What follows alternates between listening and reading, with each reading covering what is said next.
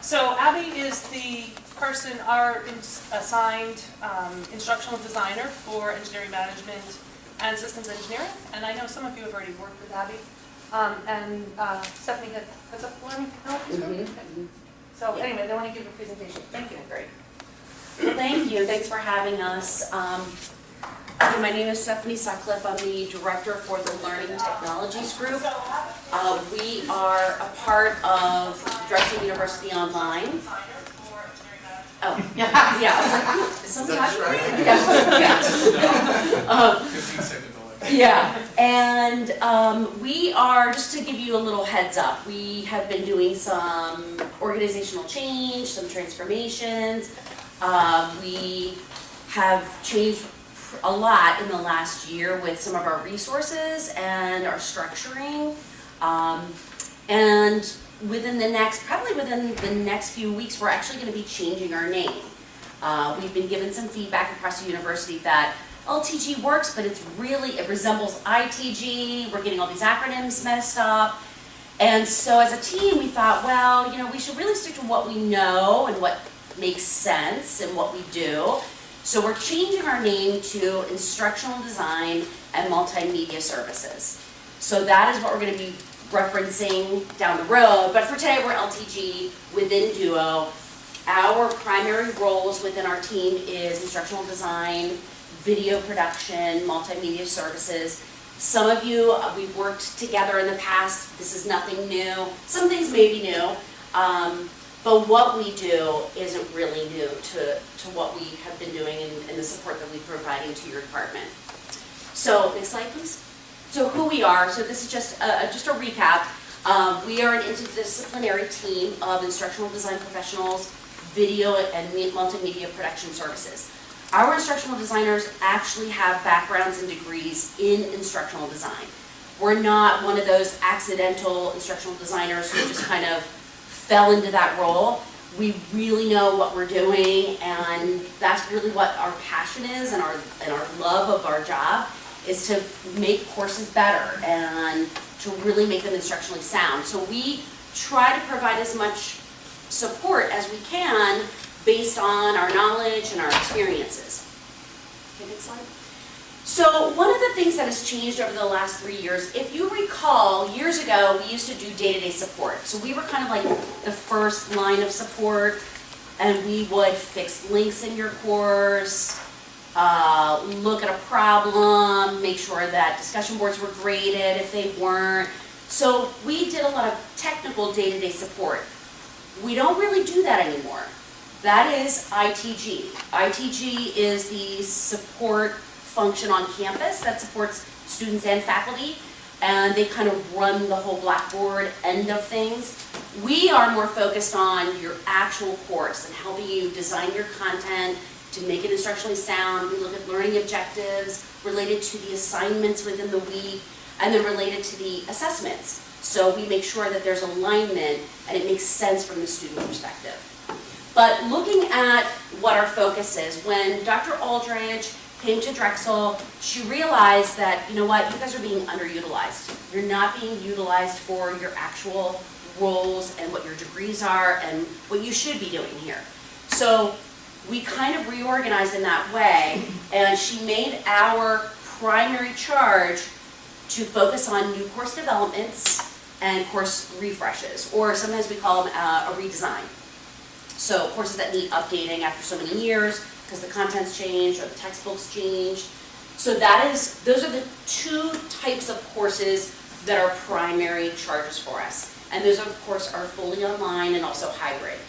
It's not that we don't support face-to-face. That's not really what we want to utilize our time doing, but we will. We will help you if you say, like, I really want to take this presentation for my online course and somehow utilize it in my face-to-face. We'll help you do that. We can certainly do that. So again, some of the hot topics around campus that you probably have heard, or maybe have sat in a committee meeting, is ADA compliance, quality matters, universal design principles, accreditation. These are all at the forefront of what we do, and we are really focused on educating ourselves, being trained on these items. These are really important pieces of what we do as instructional designers. Dr. Aldred has invested a lot of time and a lot of money in us to take Quality Matters training, to be peer reviewers. Abby just completed the peer review, the second course in the Quality Matters training. Hopefully she and I and Eileen, one of our other instructional designers, will move on to the master reviewer course so we can be master reviewers. So we're looking at Drexel standards and how we think they should best be, courses should best be rolled out, and what kind of standards we should be applying to our courses. It is not a written rule, it's kind of an unwritten rule that we're following Quality Matters. We do follow Quality Matters. We look at the rubric, we apply the rubric to our courses and our course design. That's something that we always have in our mind when we work with our faculty. And of course, we're looking at universal design principles. That's one of the principles that we follow as instructional designers. How do students learn? What kind of formats can we provide so that all learning styles can actually learn and understand and retain the knowledge? And then of course, Middle States accreditation, which is why we're doing all of this in the first place, because we want to make sure that our courses meet standards. So it's really important for us to follow this. Okay, next slide. So how do we work? And some of you have already worked with us and you know our process and what we do, but just this is a nice little snapshot of how it works. Your program, the program director, somebody would reach out to me or directly to Abby, who is your point of contact, your instructional designer. And so there would be a college request. We have a new course, or we have a redesign coming up, or we have 3 course redesigns coming up. I need to contact Abby. I will assign Abby to this course. There's usually a designer email. Once I know or somebody reaches out to Abby, that is when the correspondence starts, and Abby will reach out to you to set up meetings, and we establish that. And then what we like to do is we have always had the perspective of our courses and how we develop them and work with faculty is we treat them like a project. So we do have a project kickoff. We talk about timeline, roles, responsibilities, who's working on what. So we don't look at it as just, okay, this is an online course delivery. We really, truly treat it as a project. So we want to make sure that we have all the necessary people there. If there's a video request, I'll make sure that Abby invites Christian Reed and his team, and we have a lot of contractors working with us to provide those necessary multimedia assets to your course. So a project kickoff meeting is usually scheduled, and then we start the course design, and we work towards that deliverable. Okay. And this is a slide that I worked on. Do you remember Joel Rodriguez? Yeah, Joel and I worked on, yeah. So Joel was around for a really long time. He, unfortunately, is not with us anymore, but he and I worked on this slide, and over the last year, Dr. Aldridge has invested a lot of money in the instructional design and multimedia team to have a lot of different resources at their disposal. So for example, if a faculty member would come and say, like, you know, I really wanted a 3D image that I could put into a PowerPoint presentation and have a voiceover, but I kind of want it to like really be 3D and really high tech. We now have some assets at our disposal that help us find that image for you or work together with you. So for example, if you look at images, we have access to Getty Images, TurboSquid, which is a 3D rendering modeling program where we can download some different images. We use that a lot for biomed. So for example, there might be, you can fly into the inside of a brain and a head and show all the different elements and the structuring of a brain. So these are some of the assets that we've looked into, we've researched and said, how do we provide more of these resources to our faculty who are looking for specific things to help them in their course. Not everyone's going to use this for every course, but This is a snapshot of what we have. We have Shutterstock. We use Articulate Storyline 360 to package your presentations. So if you provide us with a PowerPoint with voiceover, we can use Articulate, which is a programming software that allows us to make it look really nice. It packages it in a really nice way that students can rewind, go forward, pause. They see thumbnails of each and every slide, so if they want to work ahead or go back, they have all those functions. And Articulate Storyline allows us to do that. So does iSpring. It works very similar in that way. We have Shindig, which is, I think, still in the pilot phase, maybe, around Drexel. We're learning more about that. I think CCI is really has the ball rolling in that area, which I think is... It's kind of like a meeting space. It's a got meeting a lot space. of different Like there's a podium or something, you Yeah. can share the podium with other people. It's a little bit more interactive than like a collaborate room, and it's more visual. Right, okay.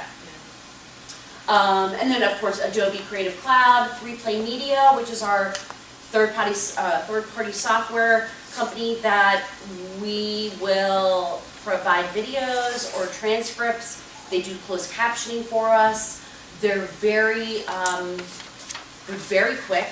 They're very effective, and a lot of the transcripts that we've received back or the closed captioning are probably 95% accurate.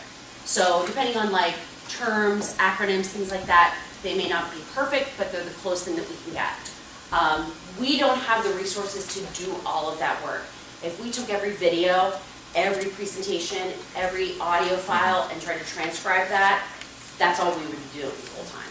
So we had to outsource. So we do have that capability, and that's 3Play Media. So looking real quickly across this, we have virtual reality devices. We have a 3D printer in our area where our studio is, where our video studio is. So, for example, a lot of people say, like, how am I going to use 3D printing in my course if I teach online? Well, if you teach a face-to-face course and you want something printed to physically show in that class, come down and we have some resources on hand that can show you how to use that. We've had one of our instructional designers that was doing some testing, and he actually created the Drexel Dragon as a 3D object. So that was kind of cool. So you could really print anything. I think we have like a suspension bridge that was printed for a course. So those are some things that you can think about using. iPads and tablets, and of course, like there's various ways that we can record your presentations. And of course, video. We have a video production team, Christian Reed and his team. They do really great, high-quality work. If you have video needs for your course, reach out to your instructional designer, who will reach out to Christian. We can set that up and get the ball rolling. They are very busy, as you can imagine. So the sooner we know about these types of resources that you need, the sooner we'll schedule them and get you in and get those prepared. And then, of course, instructional design consulting. We ensure alignment and sequencing of learning activities, your assessments, and learning objectives, because we want to help you create the best quality course possible. Okay, next slide. So real quickly, I thought it was important to mention this because, again, this has always been a question that comes up when we meet with faculty is, I don't understand, what's the role of a faculty member, what's the role of ITG, and what's the role of LTG, and who are the fellows? So there's all these different groups, and they're all support functions, really, for the faculty members. So this was like the best visual that we could come up with that kind of just shows you that there's gray areas in where our roles overlap. So of course, the faculty member, you're the subject matter experts. You are the ones who provide the content. We look to you to provide that content to us because we don't know it. ITG is the Mike Shellmans of the world, and are the folks that actually used to run and operate, and kind of still do, Blackboard Learn. They support, from a technical perspective, students and faculty. We do not interact with students. We do not have any connection with students. We fully support faculty only. So ITG are the folks that you would want to go to, itg@drexel.edu. Those are your ITG folks. LTG would be us, or the instructional designers. We will help you design and develop your courses from the content perspective, from a learning and engagement perspective. There are some gray areas, though, like course copies. I'm not really sure who does the course copies from the College of Engineering. I'm guessing that would be ITG. That might be Abby. It depends on, every program runs a little bit differently. We do have ITG that does course copies, but then we also do course copies for some of our programs as well.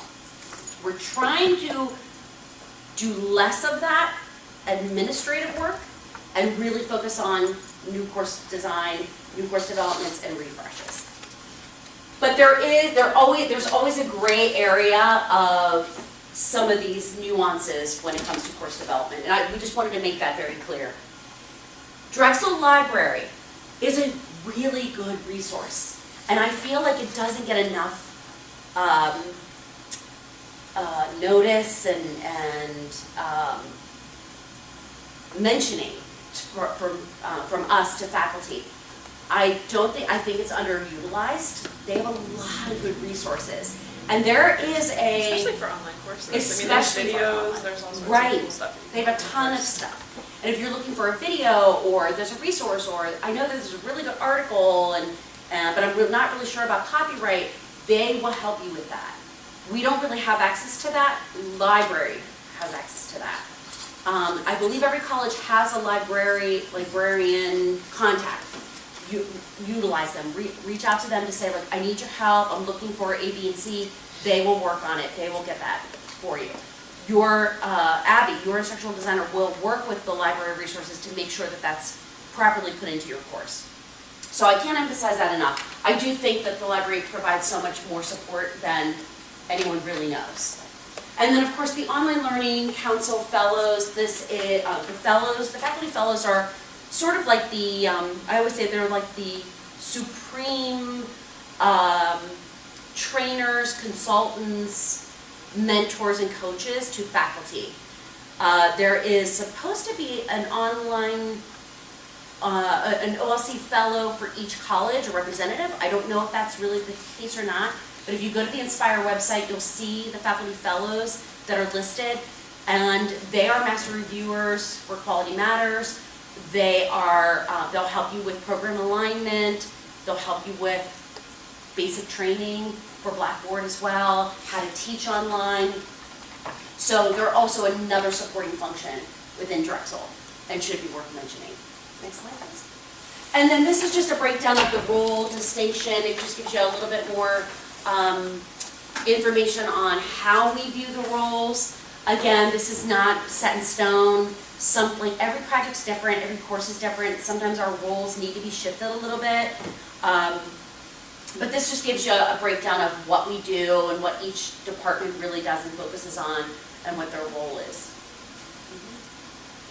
And then again, examples of responsibilities by role. We added in, and I just think it's worth mentioning, there are online Blackboard courses available to faculty, available to anyone across the university. There's the Essentials of Online Teaching, and it's taught by two faculty fellow members. One of them's coming up April 19th. You can enroll in that through the Inspire website, I believe. Yeah, I think it might be under the faculty fellow. I can get information for you if you would like more information. I can send it to you and let you know. But there are courses about how to teach online. These are best practices that the faculty fellows have designed and developed. So that is worth mentioning. There's a lot that is available that sometimes is just overlooked and we don't know about it because we don't hear about it. They're pretty manageable too. They're like 2 to 3 weeks, like a few hours a week. So Right. It's not a ton of time. Right, yeah, that's true. So, I mean, you will need to invest a little bit of time, Yeah. but it's manageable. Okay. And then just, I thought it was worth sharing with you. I think a lot of you have probably worked with our template. We have a master template that we have created as a team over probably the last 3 years that we have, we've provided a snapshot of what that looks like. And I think College of Engineering uses that. A lot of our programs have adapted this and then customized it for their actual school, which is great. We're not saying like, you must use this and it must look like this and have every element.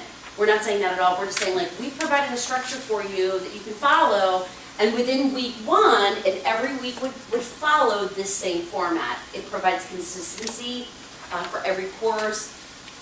When one of the pieces of feedback that Dr. Aldridge and her team received not too long ago from a study that was done was that students are really looking for consistency in courses across programs.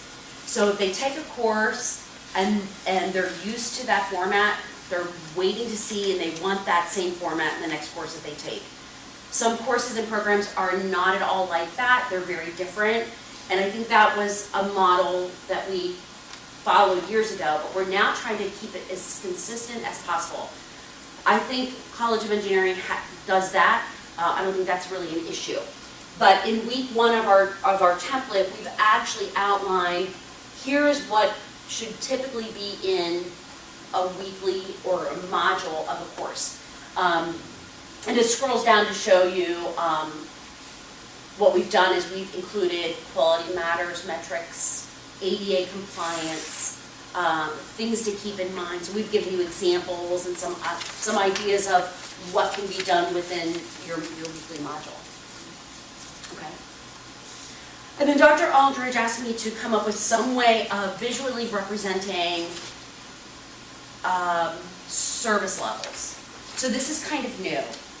And I'm still working on it because I don't think, first of all, one of the first pieces of feedback that I received from a faculty member is, why is the gold level the biggest one? I'm like, oh, well, I didn't really think of it that way. It was just really the design of the image. And they said, well, it looks like you're trying to have me do the gold level, but I really want platinum, or I just want silver. I'm like, oh, all right, okay, we'll change that. So these are the service levels that we worked on that outline what can be done based on time frames.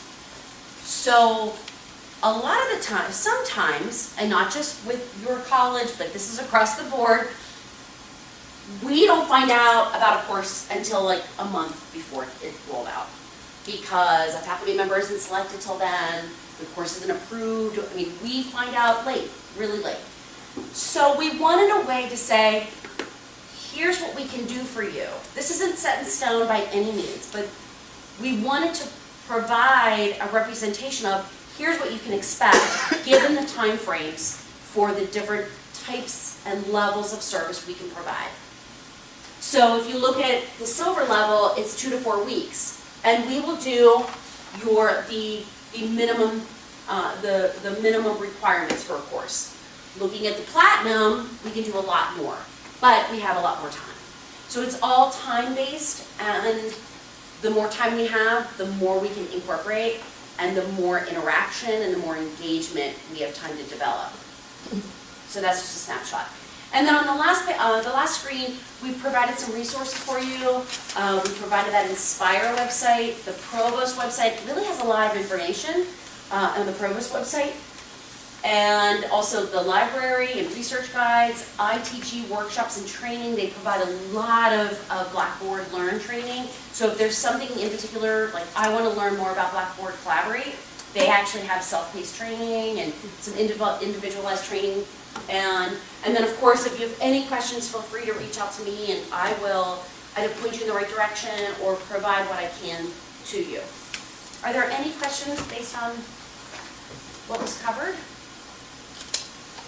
ADA compliance is always a really risky area. I think Drexel's not really well positioned if somebody were to come in here and say, hey, show us your stuff. Right. And the rub has always been the cost. And, for getting closed captioning, for instance. Is Drexel getting any closer to centrally funding that such that the programs or the instructors or whoever aren't burdened with the cost of doing closed captioning, just as one specific example? Yes. Dr. Aldridge has purchased thousands of credits with 3Play Media.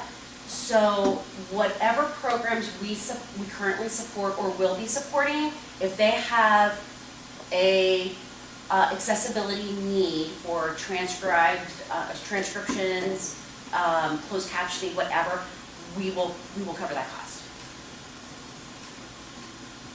And as your instructional designer, we continue to be trained on how to help facilitate to faculty what we can do, like the low-hanging fruit, that what we can do. Like we have a pre-existing syllabus template that is ADA compliant, so we always provide that to our faculty to say, like, please use our template.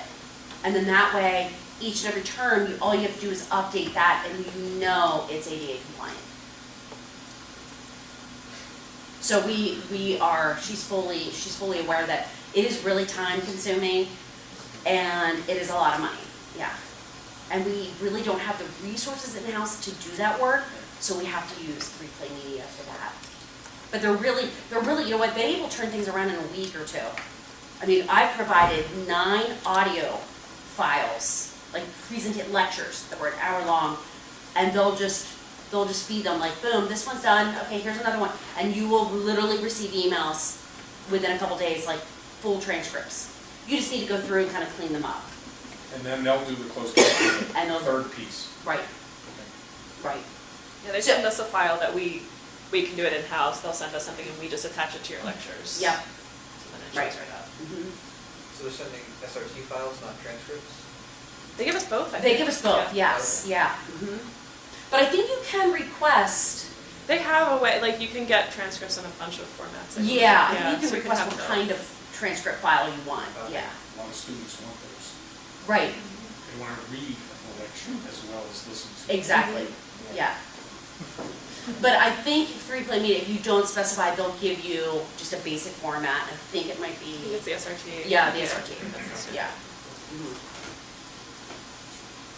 Any other questions?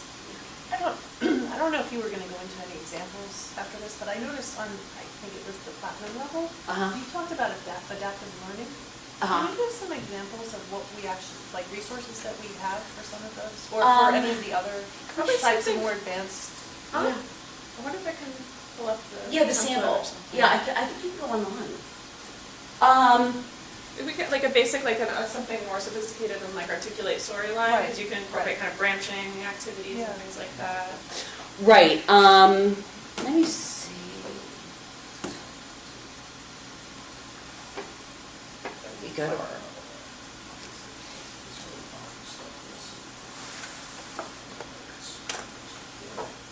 but we use Storyline, we've actually done, I think Christian and his team just worked with sport management, and they did a scenario-based, I think it was like a student athlete who was caught with like smoking marijuana. And so they actually had actors, and they went out in the field and they did a video, and the actual video, I don't know if it's on our site or not, but in the actual video, they would stop the video and say like, well, what would you do in this situation if you were the coach? And then you had to select your action, and then there were consequences to that action if you didn't select the right one. So it was kind of like, I always call it a scenario-based simulation, but it was video-driven. You can do that in a PrenNet too. You can do that at Whatever PrenNet, plugins yep. that we Let me have find on it. Blackboard.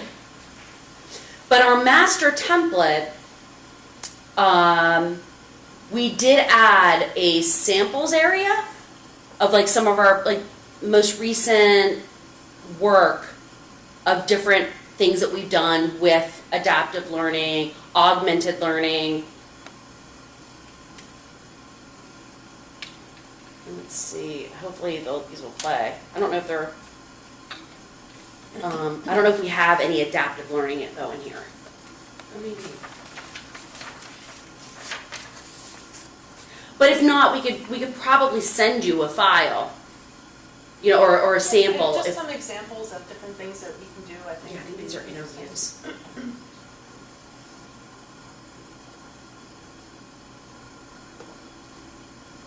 Go animate. This one? thing. Oh, no, wait, no. That's an articulate storyline. Yeah, there was another storyline in it at one point that had like some branching stuff. Okay, it's just, And those are just other stuff. Yeah, I don't know if we have, Or if you can even just talk about some of the, that's one I know, the sport management, the video. Some of the other ones, that was the most recent one that I know that Christian and his team did, but, do you know of any other ones that we've done? I have some folks that do like a what would you do type scenario, and then students get feedback based on that. I have someone who did a you be the judge kind of thing, and then students would, like, he did an anonymous survey to have students like vote on who they think did the best presentation and things like that, and then whoever was on the right side of it got Right. like the best grade or something. So Yeah. there's ways that you could incorporate that kind of thing. Right. I think Christian, there's something that's coming up that a faculty member wants to do, it's not really a debate, it's kind of like a role play. And so we're actually gonna video record a role playing and in the environment. And then then you have to make a decision based on that role play. Like, how did this go? What would you do next? So we can actually create those, but the scripting and the design of that is really where the faculty member needs to think about that. How would that look? How would you want that to play out in a video, in an online course? I'm trying to think of another one. I think nursing wants to do something in CNHP. They want to do a health professional in the field, working with a patient, what would you do? That type of thing. So a lot of these are videos that are captured in the field that we can then utilize, articulate, or storyline, or go animate to follow up. Based on this video, what would be the next best step? Or what would you do as a health professional in this particular scenario? and so if a faculty member wanted to just incorporate one thing like that into their course, like what kind of time frame do you need? That's a good question. I think it depends on, I mean, it's gonna depend on if you're doing live video or Right, if you're using, right, obviously. you know, do you want this in the field? Right. I would say at least, to edit it and get it into the course, I would say at least 2 to 3 months. With the scripting and all, like from beginning to end, I think that would be completely doable. Yeah, sure. Any other questions? Oh, I have a question of, is there any new development in the system that, well, let me give, the problem is, if I don't use announcements anymore because students would never read them. I have to send everybody an email, say there was a blizzard Right. and we have an in-class schedule. And I wanted to alert everyone, I would have to send an email, because if I put it in announcements, they don't see it. You have that right at the top of your, is there something like a red light or green light that could go on to alert them that there's an announcement there? So I know that if, as a faculty member, if you post an announcement, underneath that announcement, that text box area, there is a little checkbox, send an email with this announcement. So when you post the announcement, the announcement is sent over email. So the student, and I'm glad you asked this, because students will read their email before they'll go into the class and read the announcement. So they'll see the email and go, oh, okay, my faculty member just posted something. And then eventually they'll get to the class to see the announcement. But if you check that email box and send the email with the announcement, they are sure to get it. Okay, I guess I haven't used it for so many years. Right. That it must not But I have. do think I don't know if Blackboard has there used to be, like, you used to be able to see anything posted on the home page, but I think they changed that. if you can see it, if so many students just don't check it. Yeah. It does Yeah, they come go up, right but to they it. just don't check it. Like something when they new go has on been the- posted in that Because course. there's so many on the side there, they tend to go over there to go directly what they're going to. Yeah. It doesn't necessarily pop up immediately right there. You have to click, I guess, the announcement. Right. Email is still the So they don't best. they in don't case they often weren't check. Right, in the I would classroom. say that's the best way to do it. When you post an announcement, just check that little email box and it'll send it both ways. Any other questions? Another way to do that might be to put something in your syllabus. No, In case of inclement weather, make Oh. sure to check the class. I'll put an announcement in no, there if we I need used to to do send all whatever, 'cause sorts then of they're alerted ahead of time. announcements, you know, like, the class may have a one-day extension or some, Right. or just to remind, I hate to have to remind them all the time, but sometimes they miss a quiz or something. I could put an announcement Mm-hmm. there. But that will work, I just didn't notice, Mm-hmm. or when I used to send announcements, I don't think we could do it, because that was way back, several Right, yeah, it was probably. course management Yeah. systems ago. Mhm. And I Right. gave up on them. But that would probably be the most efficient way to do it. Mhm. Any other questions? I believe Abby has something, a handout to share. Oh, yeah, it's just a quick sort of rundown of some ways that you can incorporate more active learning and engagement in your courses. So it's just a resource. It's just if, like, I think that a lot of you probably do a lot of this stuff already, but I just wanted to share some ideas just in case. And then think about this in the context of some of the resources that we talked about in terms of using the multimedia and all those kinds of things. And then I can email all this around, because there's also some good links on here. The Tiny URL online course tools is excellent. It's a gigantic digest of all kinds of different tools that you can incorporate into your course. And so those are things that we can talk about as well. Yeah, if you send an email, I'll send it to all the other faculty as well, so we can Super. make it here. That would be great. Thank you. Mhm. Any other questions? Okay. Thanks for having us. Thank you very much. Yeah, Thanks thank so you. much.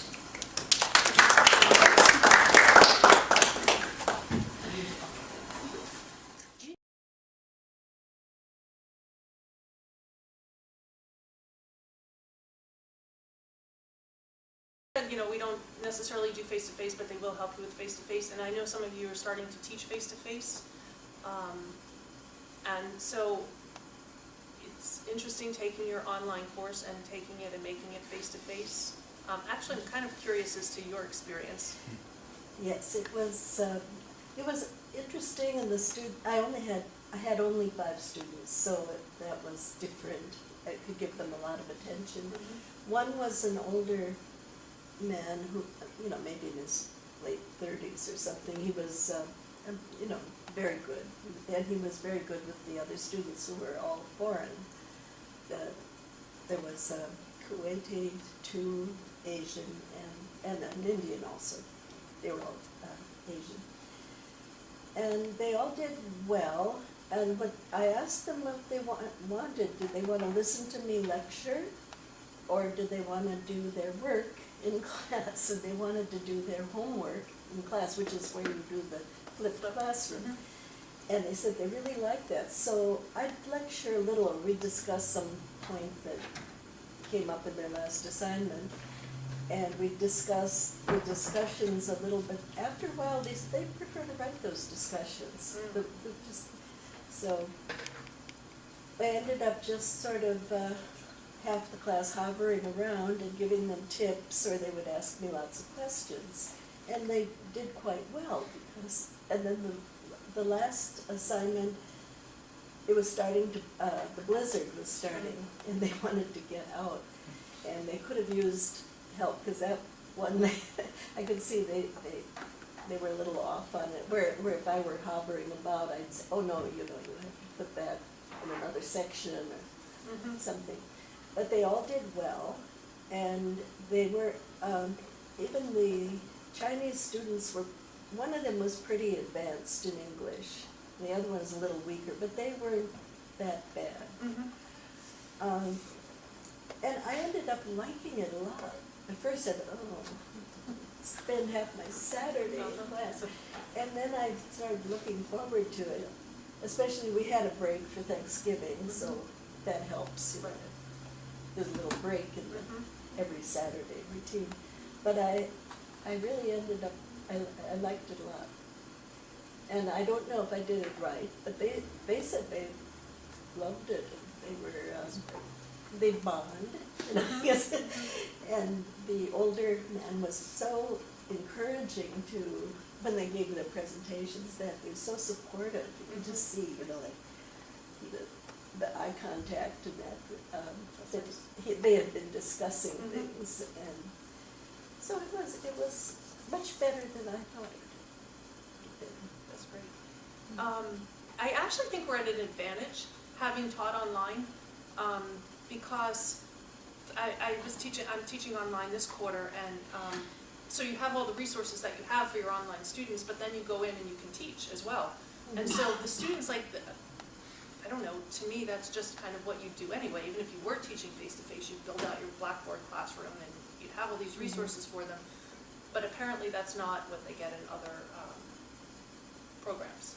And so they were really thrilled with, like, just, you know, having videos and it's almost like two different learning styles then, and Yes, they and that's can, what's good. and you can approach reinforce, or it you in can two do it different as a ways, and then split. it goes into long-term memory, and that's Right. learning.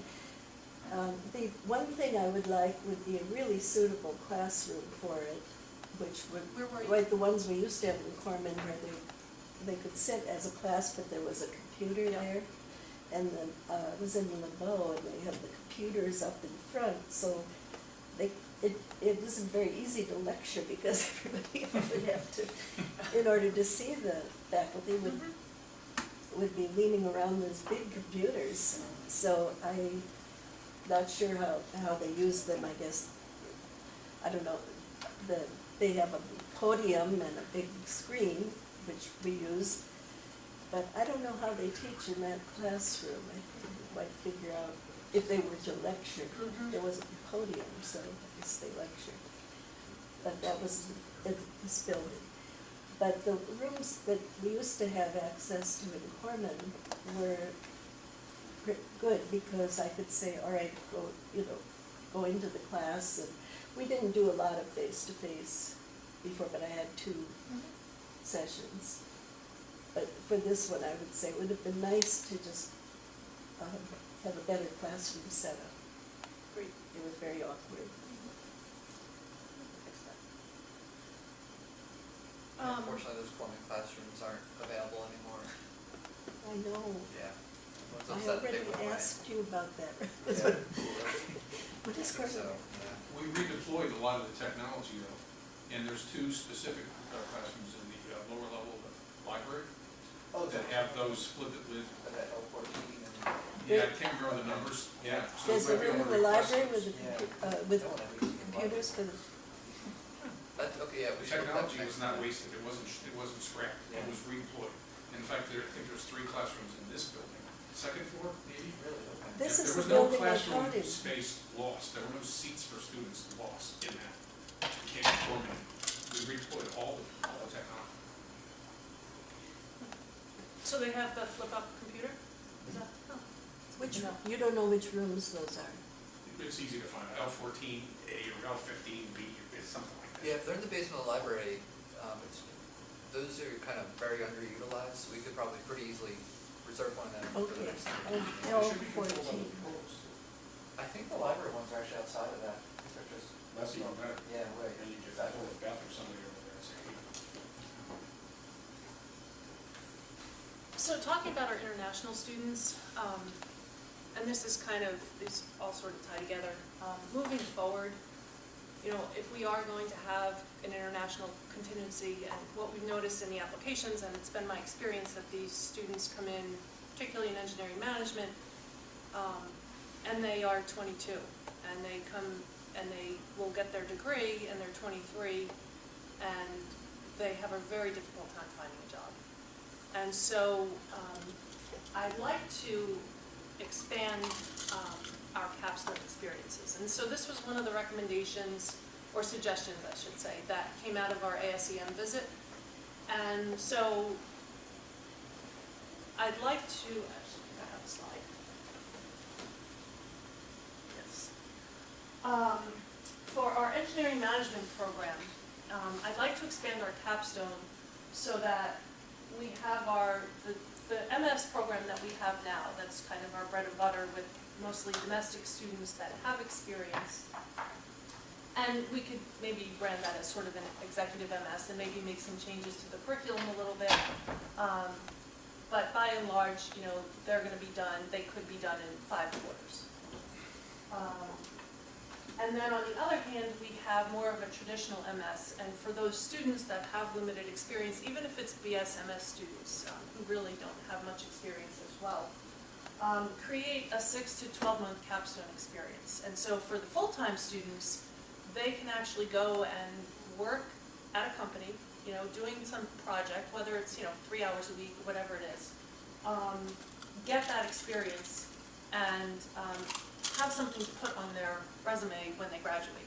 I think it gives them more time to be here for one thing and find a job, and it gives them a much richer experience. And I think something like that would be a good idea. So I've been reaching out to various companies and trying to solicit people, and so that's for engineering management. For systems, I'd also like our capstone experience to be a real world experience. So right now they do, it's not really a fictitious project, it's something that they've created or thought about that could be a real project, but it isn't. And so I'd like that capstone to be something more realistic and grounded. And so I've been reaching out to people at various companies to get people on board. And so there's 2 things. So I'm looking for people to give us opportunities for these projects for our students. And then also to serve as kind of a board of trustees. So the capstone would sort of be judged by an external group of people, and that stakeholders that they would have to report to. And so I think that, so if any of you have either opportunities or know somebody, that actually would be really good, serving, and, this is time consuming, like doing this over an 11-week quarter or 12-month period, whatever it may be, it takes up time from them. So I don't expect people to, do this regularly unless they wanted to, but that's why we need, like, a lot of people, as I'm anticipating huge enrollments. And so, a lot of people, and we need a lot of projects. So if you guys know anybody who, that you think might be willing to serve, has some projects, might be willing to take on some students, please let me know. I've got a number of people interested, and a lot of them, well, some of them are from places that international students couldn't work anyway. So we need kind of a broader base to work from. Have you contacted our graduates who probably? Yeah, we have a list of our graduates that we are slowly working our way through. The marketing department, the 3 of us, we're working our way through. We email them, wait for a response, and then try to initiate a phone conversation with them. The response rate's pretty low. I'd say it's less than 10% to the emails. Some of them just because the emails don't work, but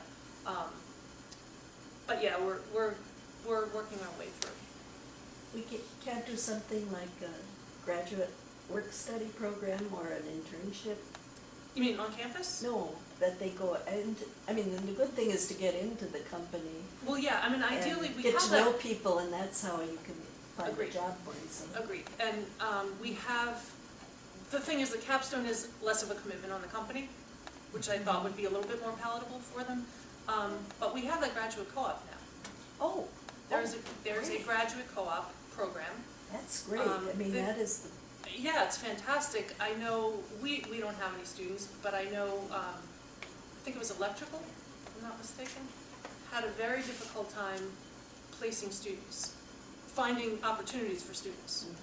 Chris, do you remember the number? It was Yeah. really low, I think it was maybe like half or so. I think they had 60 students sign up for the graduate co-op in the MS electrical engineering, maybe like 30 or so found a spot, which isn't terrible, I but thought it's it was not worse great. than that. It might have been a little bit worse. It was, I think, maybe a little under 50%. But I think it's great to have the graduate co-op, but they're unveiling it slowly, kind of one program at a time, because they want to avoid promising something and Right. being unable to deliver it because we don't actually have enough positions available and it's like terrible placement rates. So at the moment, it's not officially with the program, with our programs, but hopefully we can get to the point where it is. I think the other trouble with it, even though we have all these connections with the undergraduate co-op and really great placement rates there, they're concerned about the graduate co-op cannibalizing the undergraduate co-op and then kind of ruining those placement rates, which I think is why they're kind of moving particularly slowly with it.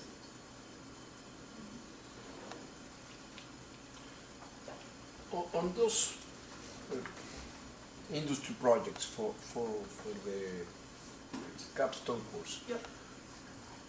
do you want that request the company, you have a project and then the students are fit to the project, or you want like a tailor fit to the graduate program? No, I think the students, they provide the project and we fit They the say, students. we have this project, send me some students, and not necessarily will cover all the topics that you would like of the engineering management, but they may be just in a specific project, let's say in supply chain. And Yeah, well, I think that, we need to, and I haven't gotten this far, but we need to create some guidelines for the project. So, John, thank you for coming. It was good seeing you. Yeah. Having a safe trip.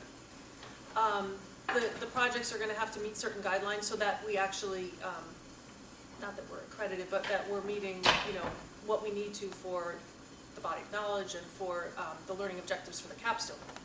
because So there has to be some guidelines for the particular projects. for the senior design in the industrial engineering Yep. program, usually the company says, I contact them, I have these students graduating, which project do you Right. have? And they expose me several projects. Right. And in the industrial engineering, there are a substantial number of companies that Right. want the students because it's, I just can give you an example with one company.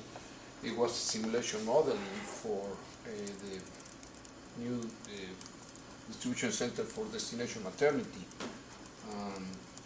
The students did the simulation, and the one that was in charge for destination was my former student, and she told me this project will cost destination $250,000 at least. So the student did 1 year simulation. It was specific year simulation. It was no more, but it was a substantial, excellent project. One of the students got a job because of that. No, I mean, that's the goal, is to get So them if exposed it so that is- they can get If it jobs. is just one or two areas within the engineering management, I think there will be a substantial number of companies who would Yeah, like yeah. to do that. I agree. Are these traditional co-ops where they're paid, or is it more like a student internship where they are unpaid, or is it both? You mean the graduate co-op? Graduate co-op? I think, Chris would know better than I would, I think It's- those ECs were paid. Yeah, I think they're mostly paid, but it is both. So if a company says, sure, we'll take a body, but we can't pay for the body, We would still, you would consider that? yeah, because they're getting credit for it at least, so there's still some, Yeah. the benefit of that experience, but they prefer that it be paid, Something. yeah, that's what we should move with it.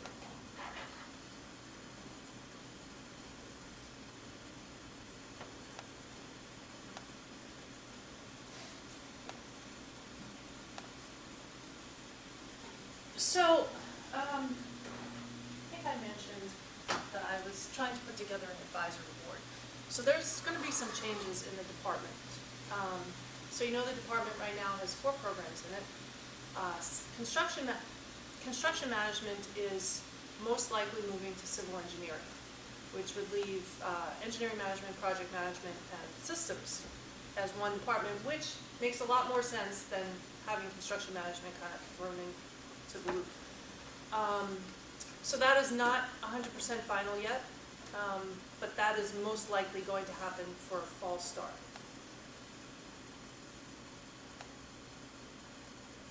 I don't really want to talk too much about it because it's a little undecided as to what's going to happen to project management. We assume project management would come with us. It makes sense. There's a fit. It's a good opportunity for us to share resources across engineering management and project management.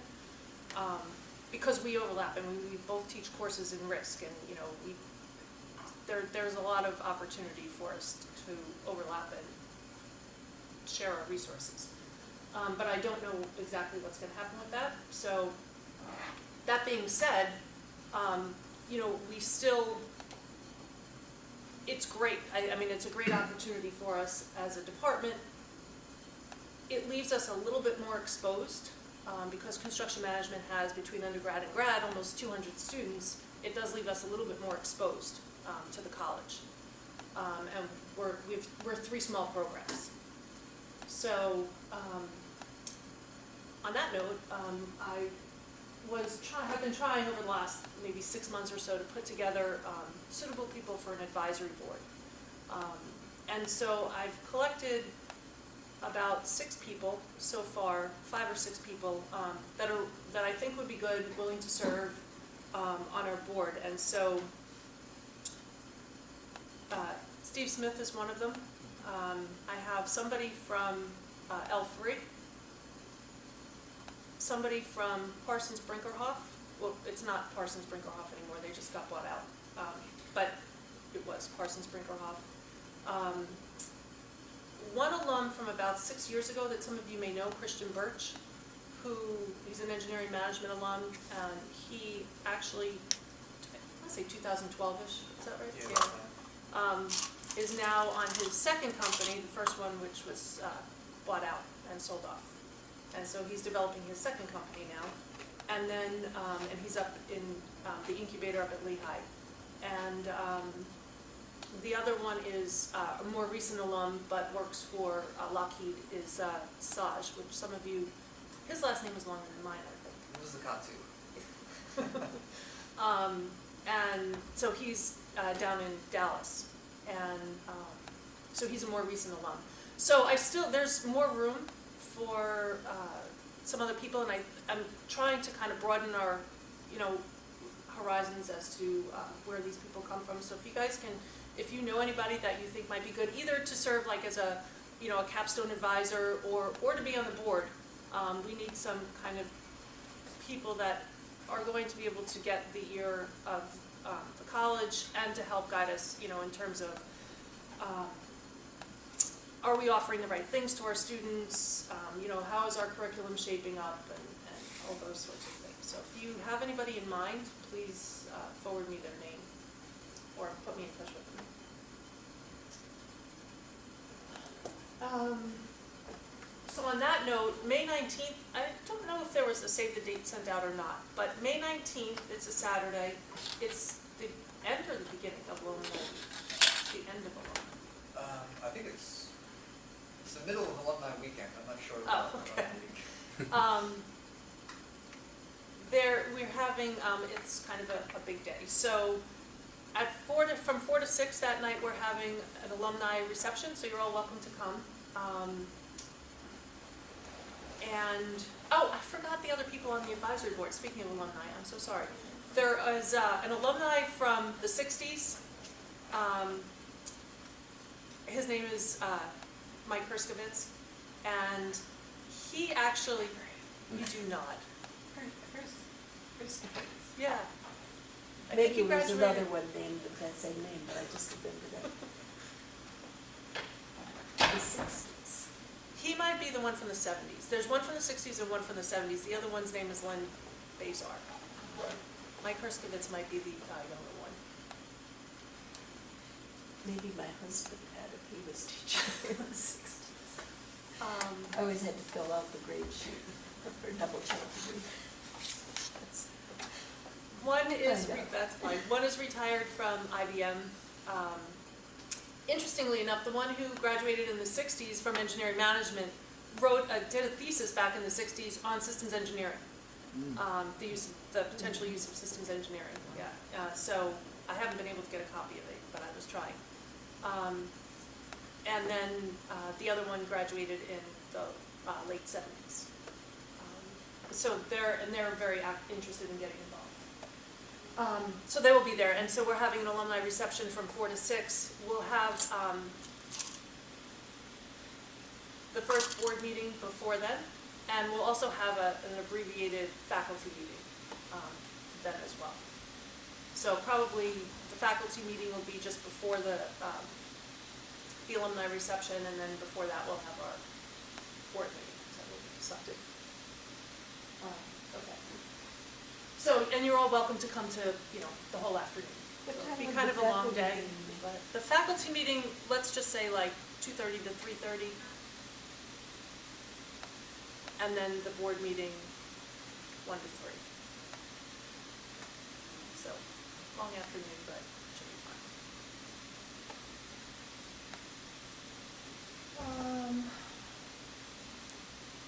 Yeah, so I mean, the whole point of everything that I was talking to you about is that we are trying to reach out to companies, we are trying to engage our alumni, because they are all over the place, and, get people involved, and the more people we have involved, the more companies we reach, the more students we can get. And I know we've seen, Rick's been doing webinars for Boeing, and we've actually really seen an increase in the number of students we've had from Boeing. A substantial number of our applicants have come from Boeing. And so just, things like that really help. So the more people we can reach, the better off we are. And that kind of all came about and started with your neighbor, right, who works at Boeing, and then... Yeah, my neighbor worked at Boeing, and he asked point of contact, and they put me in touch with Deborah Winter. She was an HR person right here at the Wrigley Park, Boeing. But Boeing's got this Learning Together program that extends to all their corporations nationwide. And she introduced me to Rhonda Fuller. So we got another webinar coming up April 19th with them. So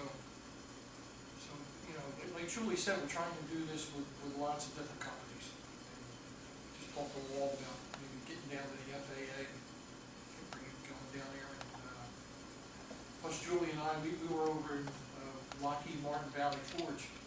Even though I worked at Lockheed Martin Morristown, you know as well as I do, like Valley Forge they're just like a different company altogether. So it's hard to get over there. Chris worked, he had somebody. So we sat outside the cafeteria. Nice cold day, so lots of people went by, and they knew we were there. And they came by and asked a couple questions about the program. So we can do stuff like that. We'll go on the road. And we'd love to talk about our programs, and we think we got great programs here. We just need to get more people, more students. Just need to get the word out. So if you got any idea at all, just pass it on to us, and we'll follow up, and we'll take the show on the road. Or if you know somebody that just wants to get involved, and we've been having our seminar series. So Jim Breen gave a talk in the fall. Carlo Siliberti gave a talk a couple months ago. We had one last night. Just a 1 hour, 30, 60-minute talk. Just to get people involved. And free pizza. And free pizza. So, I think that's all I had to talk about. Does anybody have any questions for me? Concerns? So, as I know where things are headed and how we're going to be shaped, and I'll obviously share it all with you as soon as I know, we will know. The course development funding that you talked about, that Yep. was a pretty big number. Huge. How many years does that stretch Oh, across? I didn't mention that. So we have about $30,000 to spend through this fiscal year. So I think we still may have, I'm not sure, we've written a number of contracts already. We may have a little bit, I have to look. So 70,000 till next July after that. And I put together a schedule, but a lot of it, just so it looked like we could spend it all. But a lot of it, couldn't used to be Is filled in. anyone developing a whole new course? You could use it, yeah, some of them are new courses. I mean, right now, I think we don't necessarily need more electives. I don't know that we can fill more electives, maybe one or two. But definitely, and it doesn't have to be an entire redevelopment of your course. You don't have to redo all your videos. You could just do one little module or some cool little thing you want to do. But yeah, if you're thinking about a new course, yeah, Well, definitely talk to us. You mentioned that there'll be a lot of foreign students Yep. coming in. How about something that really addresses their needs? Well, actually, maybe you're a good person to do this. I was talking with Jay Batt in the library Mhm. about creating something for our international students to kind of onboard them in terms of, just things like plagiarism and even how to get around Blackboard Learn. I think some of this may already exist in Drexel, but I don't know what's out there, and so just somebody to coordinate that. So maybe you're a good person to do that, since you're one of the first courses they would take anyway, and you do the Mhm. communications piece, so. Right, and it would prepare them better for a lot of things. Maybe we could have input from all the, a little bit on each, on the various courses. Mhm. Just an overview of the program. Yes, and in doing that, also to teach them how to communicate Yeah, better. right. And things like, it's interesting how the different cultures, like they tend, in their communication, they tend to be indirect and wordy. Mhm. Like if they're from India, it's 3 times as long. Very as- flowery, I feel. Yes, and that's from their culture. Mhm. And it's really hard to get that out of them. And things like plagiarism from the Asian countries, it's opposite of what they believe. It's respectful to take somebody's Exactly. material and use it. Right. And there's a lot of, yes, the cultural differences Mhm. would be good for them to. Agreed. Yeah. And We for can talk about that. working in a company too, they have to. They're gonna need some professional skills. Yes. Yeah. But maybe it could, the people here have a lot of company experience and Mhm. have some input. We could do two. One is more of an onboarding, and then one is, if they're gonna go out to work in a company, some Mhm. professional development skills. Agreed. Anybody else?